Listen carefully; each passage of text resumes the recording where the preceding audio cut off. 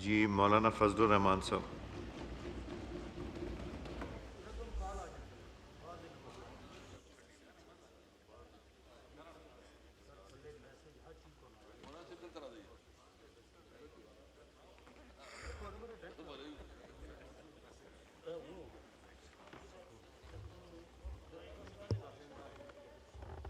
معقول سیٹ تھا جی.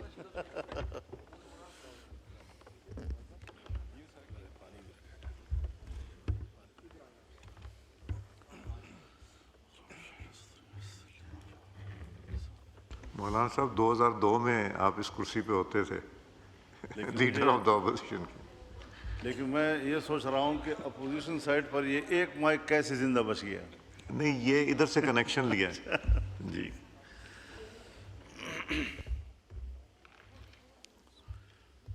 بسم اللہ الرحمن الرحیم نحمده ونصلی علی رسوله الکریم اما بعد.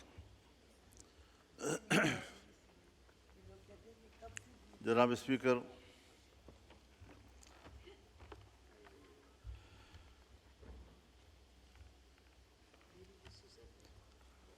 پچھلی مرتبہ جب میں نے ایوان میں کچھ گزارشات پیش کی تھی, ظاہر ہے یہاں پر ایوان میں ملک کو ڈسکس کیا جاتا ہے, داخلی معاملات ڈسکس ہوتے ہیں, خارجہ تعلقات پر بات ہوتی ہے, اور اپوزیشن ہمیشہ ان کمزوریوں کا تذکرہ کرتی ہے, حکومت کو متوجہ کرتی ہے, اصلاحات کی طرف متوجہ کرتی ہے. لیکن خدا جانے ایوان جو بالادست ہے اور سپریم ہے اور آپ اس کے کسٹوڈین ہیں, اگر ہماری کوئی تقریر حکمران حلقوں کو ناگوار گزرتی ہے تو پھر اس کا بلیک آؤٹ کر دیا جاتا ہے, تمام چینلز پر اس کی نشریات بند کر دی جاتی ہیں.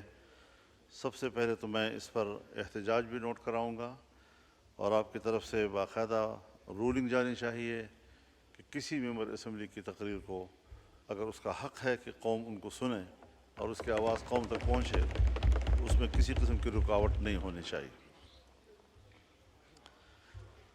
اس وقت بات ہو رہی ہے جناب اسپیکر, بجٹ پہ بات ہو رہی ہے.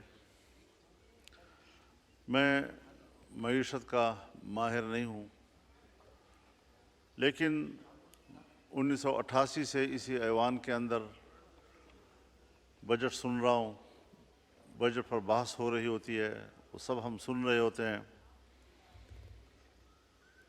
اور ہر حکومت کو یہ دعویٰ ہوتا ہے کہ ہم معیشت میں ترقی کریں گے.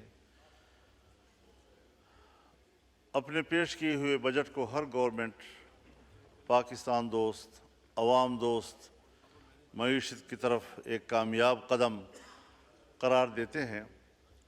لیکن اگر ہم گزشتہ 15-20 سالوں سے اپنی معیشت کا تجزیہ کریں, کیا ہم مجموعی طور پر نیچے آ رہے ہیں یا ہم مجموعی طور پر اوپر جا رہے ہیں؟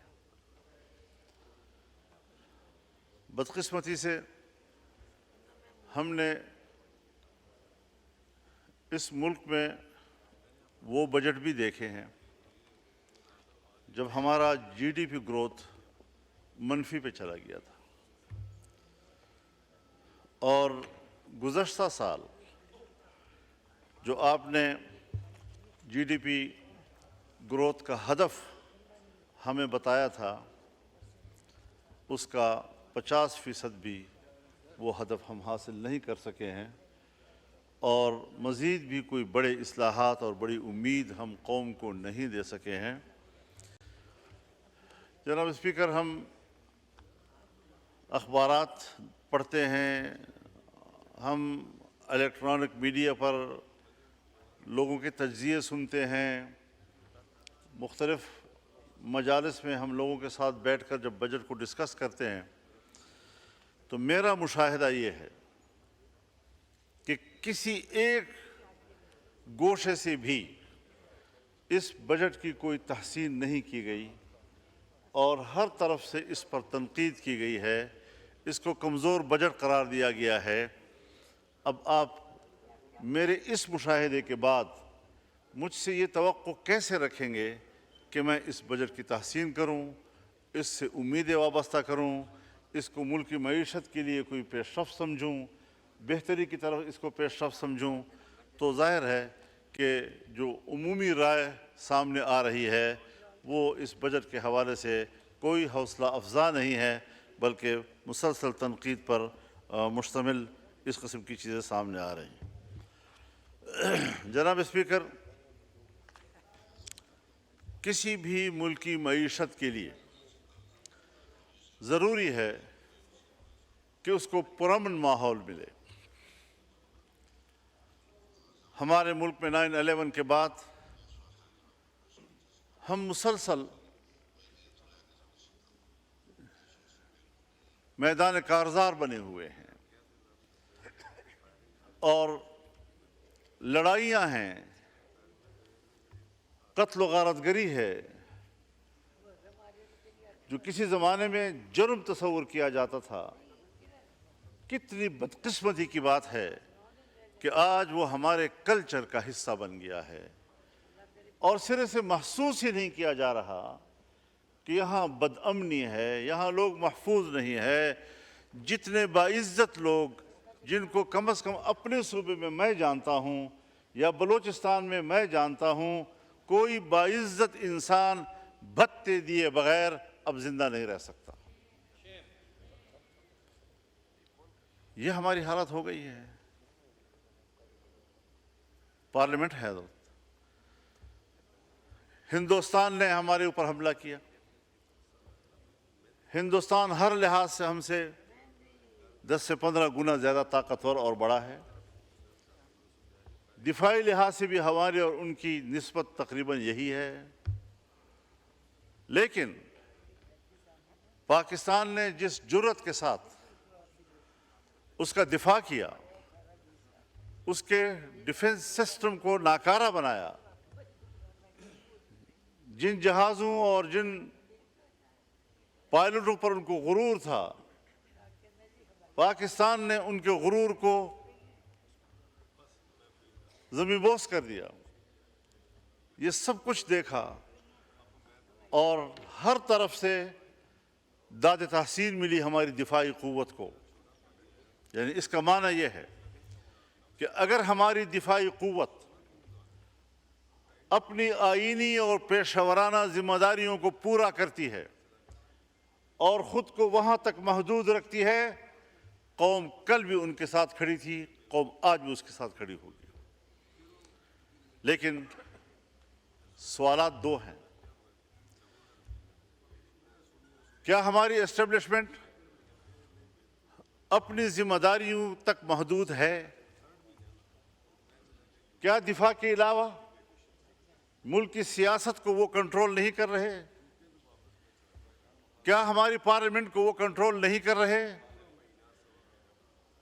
اگر وہ نہ چاہیں، پارلیمنٹ کے سپریم ہونے کے باوجود میری تقریر باہر نہیں جا سکتی۔ گیلری میں بیٹھے ہوئے صحافی جو آپ کے اسی اسکرین کو دیکھ کر اس سے خبریں لیتے ہیں، وہ بند کر دی جاتی ہے۔ تو پھر آپ بتائیں کہ یہ پارلیمنٹ اور یہ حکومت کیسے ساورن ہے؟ دوسرا سوال یہ پیدا ہوتا ہے کہ اگر ہم 3 یا 4 گھنٹوں میں ہندوستان کی طاقت کو اور اس کے غرور کو خاک میں ملا سکتے ہیں، تو 40 سال سے ملک کے اندر ہم عسکریت پسندی کے خلاف لڑ رہے ہیں، اس کے خلاف ہمیں کامیابی کیوں نہیں مل رہی ہے؟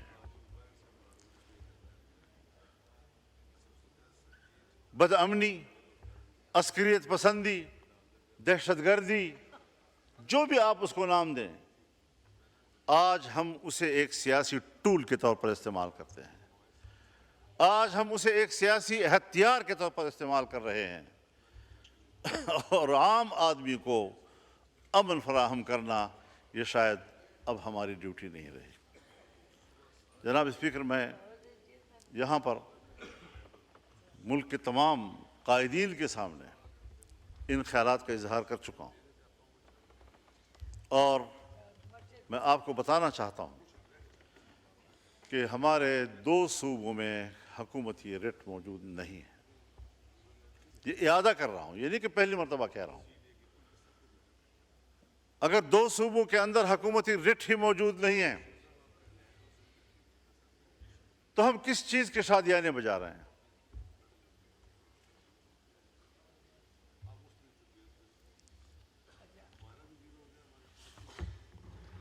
ہم اپنے ملک میں بھی محفوظ نہیں ہیں اور دنیائے اسلام بھی محفوظ نہیں ہے۔ ان تمام تر حالات میں ہماری قانون سازیاں اپنے ڈرافٹ کے اندر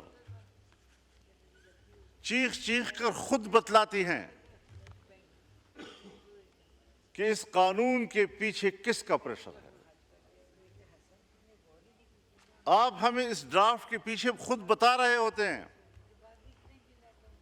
کہ آئی ایم ایف کا پریشر ہے، آپ خود ہمیں بتا رہے ہوتے ہیں کہ ایف اے ٹی ایف کا دباؤ ہے، آپ ہمیں بتا رہے ہوتے ہیں کہ ہم یہ قانون سازی اقوام متحدہ کے دباؤ پہ کر رہے ہیں، ان کی خواہش اور ترغیب پہ کر رہے ہیں۔ ہماری ساورنٹی کدھر گئی؟ ہم ایک آزاد ملک کی حیثیت سے ہر سال 14 اگست کو یوم آزادی مناتے ہیں، ہم اس دعوے کے ساتھ کہ ہم ایک آزاد ملک ہیں، ایک آزاد قوم ہیں، لیکن بین الاقوامی سیاسی ادارے، انسانی حقوق کے ادارے جہاں بیٹھے ہوئے ہیں، آج ہمارے جیسے ترقی پذیر ممالک یا پسماندہ ممالک وہ بین الاقوامی اداروں کے قراردادوں، ان کے پاس کیے ہوئے قوانین وہ ہمارے ہاں مؤثر ہیں، اور ہمارا اپنا آئین اور قانون غیر مؤثر اور معطل ہو جاتا ہے۔ اس سے ابھی حال ہی میں آپ نے وہ قانون سازیاں کی ہیں جس کے آپ کا اپنا آئین ایسی قانون سازی کی قطعاً اجازت نہیں دیتا۔ کبھی ہم نے اپنا احتساب کیا ہے؟ کبھی ایک لمحہ کے لیے سوچا ہے؟ اور جب آپ اس ملک کے اندر آئین کو پامال کرتے ہیں، جب آپ اس ملک کے اندر قرآن و سنت کو پامال کرتے ہیں، تو کبھی اس کو حقوق انسان کا لقب دے دیتے ہیں، تو کبھی ان کو حقوق نسوان کا لقب دے دیتے ہیں۔ میں حیران اس بات پر ہوں کہ اسی ایوان کے اندر ہم نے وہ قانون سازی بھی دیکھی، ہم نے ہی اس کا دفاع کیا، لیکن وہ قانون پاس ہو گیا تھا کہ حد زنا، اس میں زنا بالجبر اور زنا بالرضا کے درمیان فرق کیا گیا، اور زنا بالرضا کے حوالے سے قوانین معطل کر دیے گئے، تبدیل کر دیے گئے، آئینی ترمیم تک کی گئی اور سہولتیں مہیا کی گئیں۔ لیکن آج ہم 18 سال کی عمر کو نکاح کے لیے پابند کر کے اس پر سزائیں دے رہے ہیں۔ دولہا دلہن کو بھی سزا، ان کے والدین کو بھی سزا، اس نکاح خان کو بھی سزا۔ یہ کس قانون کے تحت اس قسم کی سزائیں آپ نافذ کر رہے ہیں؟ جبکہ اسلامی نظریاتی کونسل اس کو مسترد کر رہا ہے، تمام علماء کرام اس کو مسترد کر رہے ہیں، جو قرآن و سنت کے حوالے سے اتھارٹی تصور کیے جاتے ہیں وہ اس کو مسترد کر رہے ہیں۔ خلاصہ کلام یہ جناب اسپیکر، مسئلے کی نزاکت کو دیکھیں، اس پہلو پہ نظر ڈالیں کہ ہم جائز نکاح کے لیے تو مشکلات پیدا کر رہے ہیں اور زنا بالرضا کے لیے سہولتیں پیدا کر رہے ہیں۔ یہ علامت ہے ایک پاکستان کی اسلامی مملکت کی۔ اس کے بعد ہم اس کو اسلامی مملکت کہیں گے؟ یہ کوئی صرف جھومر ہے کہ ہم ماتھے پہ اس کو لٹکاتے رہیں؟ آپ نے اس آئین کے اندر اپنے آئین کو پامال کیا ہے۔ آپ نے ایک مسلمان ملک کے پارلیمنٹ کے طور پر قرآن و سنت کو پامال کیا ہے۔ کب احساس ہوگا آپ کو؟ اور جب اس پر تنقید کی جاتی ہے تو ادارے بھی، اور پتہ نہیں ان کے کام آنے والے کیا کیا لوگ، این جی اوز، وہ ہمارے اوپر ٹوٹ پڑتے ہیں۔ بھائی کبھی آپ اوپن ڈیبیٹ کریں، تم بتاؤ ہمیں تمہارا ملحدانہ فکر، تمہارا لبرل سوچ، تمہاری آزاد خیالی، تمہاری روشن خیالی، آمنے سامنے آ کر ہم بتائیں گے آپ کو کہ وہ کس قدر تاریک ہے اور قرآن و سنت کس قدر روشن ہے اور کس قدر انسانیت کا محافظ ہے۔ چھپے چھپے پھرتے رہتے ہیں، لابنگ کرتے ہیں گھر گھر میں، ایک ایک ممبر کے گھر جاتے ہیں، ہم نے یہ کیا، ہم نے وہ کیا، ہم نے یہ کیا، ہم یہ کرنا چاہتے ہیں، اور اس قسم کی لابنگ کے نتیجے میں ہماری قانون سازی ہوتی ہے۔ نہ ہمارا آئین اس کا تقاضا کرتا ہے، نہ ہمارا ملک اس کا تقاضا کرتا ہے، نہ ہمارا معاشرہ اس کا تقاضا کرتا ہے، اور اس ملک کے اندر وہ کچھ ہو رہا ہے کہ جو خود یورپ میں نہیں ہو رہا۔ جناب اسپیکر، ہمیں اس پہلو کو بھی مد نظر رکھنا چاہیے کہ آج پھر ایک دفعہ ہم بارود اور میزائل اور بمباریوں کے نشانے پہ ہیں۔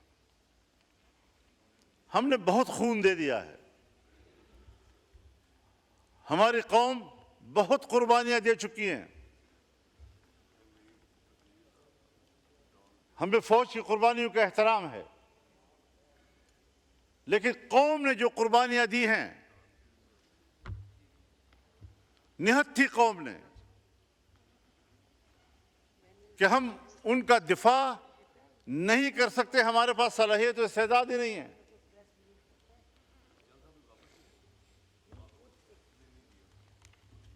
مجھے کراچی میں بتایا گیا کہ عین عید کے روز دو سالہ بچے اغوا کر لیے گئے، اور جس دن مجھے یہ بتایا جا رہا تھا اس وقت تک وہ برآمد نہیں ہو سکے تھے۔ کہاں گئی انسانیت؟ کس کو آپ انسانیت کا درس دینا چاہتے ہیں؟ انسان تو یہ کچھ کر رہا ہے، اس انسانیت کی رہنمائی کے لیے کون سا نظام ہوگا جو مجھے روشنی دے سکے اسلام سے پہلے کے معاشرے کو، اسلام سے پہلے کے دور کو؟ آج 1400 سال گزرنے کے بعد بھی ہم دور جاہلیت کہتے ہیں۔ اگر اس وقت اللہ کے دیے ہوئے نظام سے مبرہ ہو کر اپنی حیوانی خواہشات کے تحت زندگی گزارنے کو زمانہ جاہلیت سے تعبیر کیا جا سکتا ہے، تو آج بھی اس طرح کی سوچ کو میں جاہلیت سے تعبیر کرتا ہوں۔ یہ قطر قوم کی رہنمائی کرنے کی صلاحیت نہیں رکھتے۔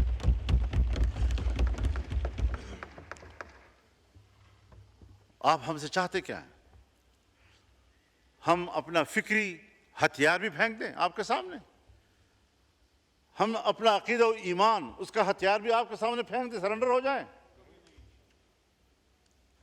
میں اعلان کرتا ہوں کہ اگر ریاست کے ذمہ داروں کو، حکمرانوں کو اس قسم کے ایجنڈا قبول و منظور ہے تو پھر آپ کی اس سوچ کے خلاف میں اس ایوان سے اعلان جنگ کرتا ہوں۔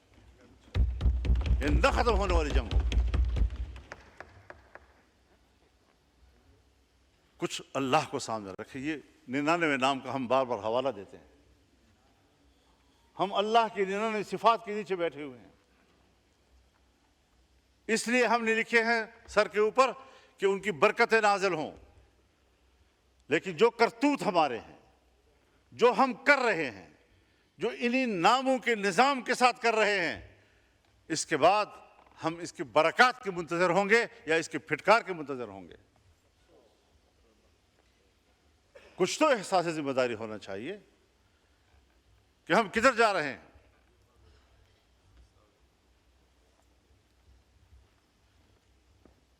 آج ہمارا فلسطینی 60,000 سے زیادہ شہید ہو چکا ہے، اور ابھی تک میرے مسلمان بھائی کا خون پی پی کر صہیونی درندوں کا پیاس نہیں بجھ رہا، مسلسل بمباریاں جاری ہیں۔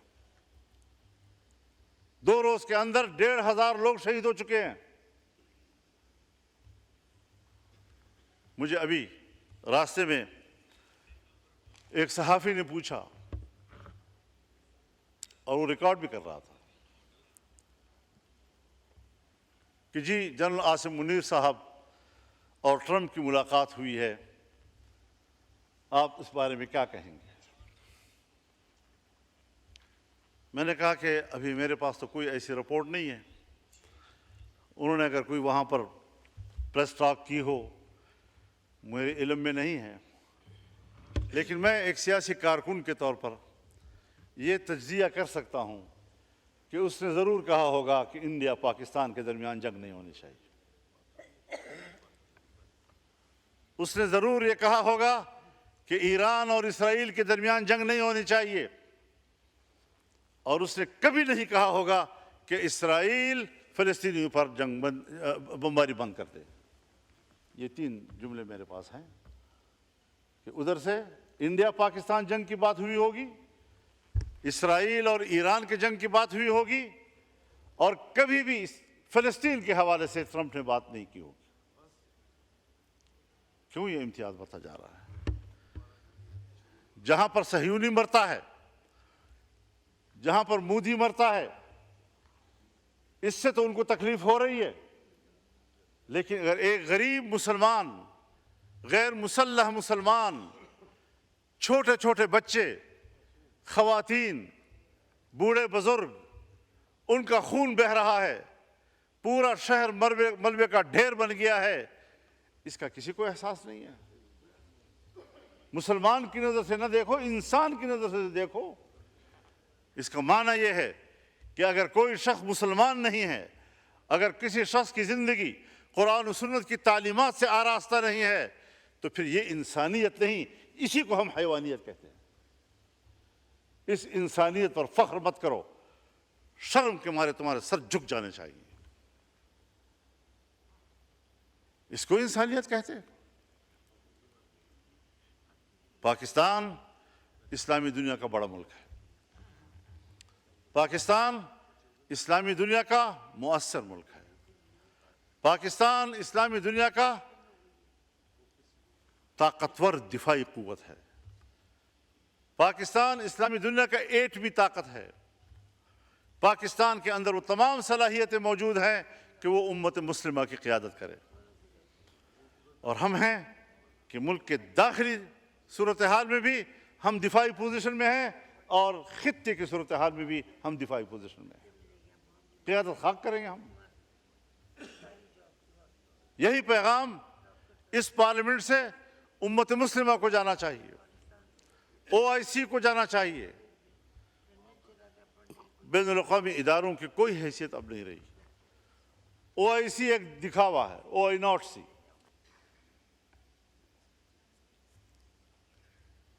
سلامتی کونسل 5 بڑے ممالک، ترقی یافتہ ممالک کی منوپلی ہے۔ پورا اقوام متحدہ اور جنرل اسمبلی امریکہ کی لونڈی ہے۔ جب وہ چاہیں ہماری سیاست پر بھی قبضہ کر لیں، ہم سے قانون سازی کا حق بھی چھین لیں، ہم ان کے دباؤ پر قانون سازیاں کرتے رہیں، معیشت ان کی خواہشات کے تابع کریں، اور یہ جو بجٹ پیش کیا گیا ہے، اگر وزیر خزانہ صاحب موجود ہوتے تو میں ان کی موجودگی میں یہ کہتا کہ وزیر خزانہ صاحب، یہ بجٹ آپ نے تیار نہیں کیا، یہ IMF نے تیار کیا ہے اور آپ نے پڑھ کر سنایا ہے۔ آپ کے اندر اس وقت بجٹ بنانے کی صلاحیت بھی ختم ہو چکی ہے۔ کب ایک طاقتور ملک کی حیثیت اختیار کریں گے ہم؟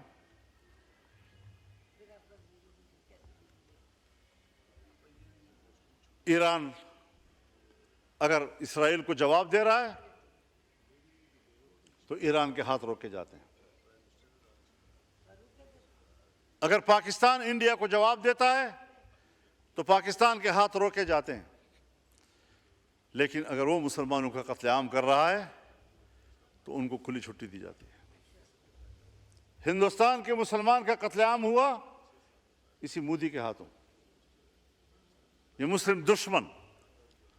اور میں ایک بات اور کہنا چاہتا ہوں دوستوں سے معذرت کے ساتھ، کہ اس کو پاک انڈیا جنگ نہ کہا جائے، یہ پاک مودی جنگ تھی، کیونکہ پاکستان متحد تھا اور ہندوستان کی حکومت کو ہندوستان میں کوئی تائید حاصل نہیں تھی۔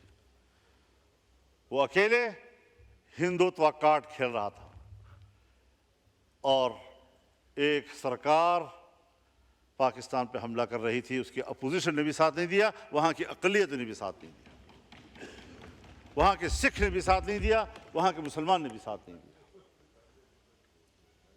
تو یہ صرف مودی کی جنگ تھی۔ تو جو اکیلے جنگ لڑے گا اور قوم ساتھ نہیں ہوگی تو یہ انجام ہوگا، اور اگر یہاں پر قوم ساتھ ہوگی، ان کی پشت پہ کھڑی ہوگی، تو پھر یہ بہادری ہوگی، داد ملے گی۔ جب آپ بنگال میں لڑ رہے تھے تو قوم آپ کے ساتھ نہیں تھی، تو نتیجہ کیا نکلا؟ آج آپ لڑے اور قوم آپ کے ساتھ تھی تو نتائج کیا سامنے آئے؟ لیکن ہمیں خطے کی سیاست میں اس کے اچھے نتائج حاصل کرنے کی اسٹریٹجی بنانی ہوگی، سوچ سمجھ کر بنانی ہوگی۔ ہمیں خطے میں ایران کو اعتماد میں لینا ہوگا۔ ہم ایران کے ساتھ کھڑے ہیں اور پاکستان کو کھل کر کھڑا ہو جانا چاہیے۔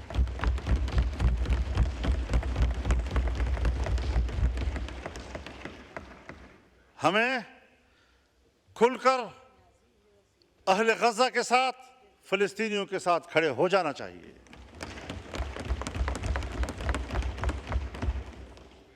یہود ہنود یہ ایک ہیں، وہ ایک دوسرے کے اتحادی ہیں۔ اگر فلسطین سے آگے لبنان پر وہ حملہ کر چکا ہے، اگر وہ شام پر حملے کر چکا ہے، پرانے قبضے ایک طرف، حال ہی میں جو اس نے شام کی دفاعی قوت کو تباہ کیا ہے، عراق پہ جو کچھ گزری ہے وہ آپ کے سامنے ہے، اس کے بعد ایران، اس کے بعد اب پاکستان۔ تو فلسطین، لبنان، شام، عراق، ایران اور اب پاکستان، اور پاکستان کی ایٹمی قوت کو تباہ کرنا ان کا ایجنڈا ہو سکتا ہے۔ ادھر سے ہندوستان ہمارے لیے خطرہ ہے۔ ہم خطے میں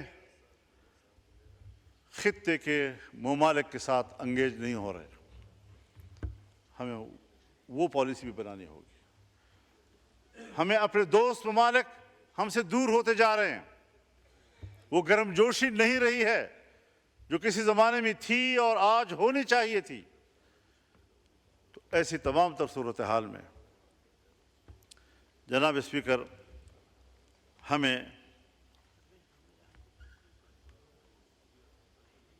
غور کرنا ہوگا اپنی پالیسیوں کے اوپر۔ بجٹ میں ممبران اپنے حلقوں کی بات بھی کرتے ہیں، اپنے علاقوں کی بات بھی کرتے ہیں۔ جناب وزیر اعظم نے ہمارے علاقوں میں جن منصوبوں کا خود افتتاح کیا تھا، آج اسی وزیر اعظم نے اپنے افتتاح کیے ہوئے منصوبوں کے فنڈ روک دیے ہیں۔ اب بتاؤ کس سے امید رکھیں؟ تو اللہ کے حاکمیت کے نیچے اس کی نیابت تو ہم کر رہے ہیں، ہمارے حکمران کر رہے ہیں۔ اسے کہتے ہیں اللہ کی نیابت، کہ ہم قانون پاس کریں آئین کے تحت پابند کے قرآن و سنت کے تابع، لیکن قانون سازی کرتے ہیں ہم اقوام متحدہ کے تابع، قانون سازی کرتے ہیں ہم IMF کے تابع، اور پھر ہماری بیوروکریسی میں ایسے لوگ ہیں جو میں نے خود سنے ہیں کہ جی اگر آپ ان کی بات نہیں مانیں گے تو ریاست ختم ہو جائے گی، اب جب میرے ملک کو چلانے والے لوگ، ان کی خودداری، ان کا اعتماد، اس کی حالت یہ ہے کہ اس پر فاتحہ پڑھا جائے، ختم ہو چکی ہے، یہ لوگ میرے ملک کو چلائیں گے؟ 25 کروڑ کے عوام کے اس ملک کو یہ لوگ چلائیں گے؟ جناب والا، اس ملک میں انقلاب چاہیے، روایتی سیاست کا دور اب ختم ہو چکا ہے۔ عوام کو بیدار کرو، اس میں شعور پیدا کرو تاکہ وہ اپنے مسائل کے لیے خود آواز بلند کر سکے۔ یہ چند گزارشات تھیں، میں نے کچھ اگر وقت زیادہ لے لیا ہے کوئی بات تو اس کی سزا کسی دوسرے میرے کلیگ کو نہ دینا۔ نہیں اللہ کرے کہ ہم اپنی روش پہ نظر ثانی کریں، ملک کے اندر جمہوری اقدار کو بحال کریں، سیاستدانوں کے ساتھ انتقامی رویہ نہ رکھیں، اور ایک انصاف پر مبنی نظام ہونا چاہیے۔ معیشت قوت کے استعمال سے بہتر نہیں ہوگی، معیشت قوم کو انصاف مہیا کرنے سے ہو سکتی ہے، اس کے بغیر نہیں۔ وآخر دعوانا ان الحمدللہ رب العالمین۔ شکریہ جی۔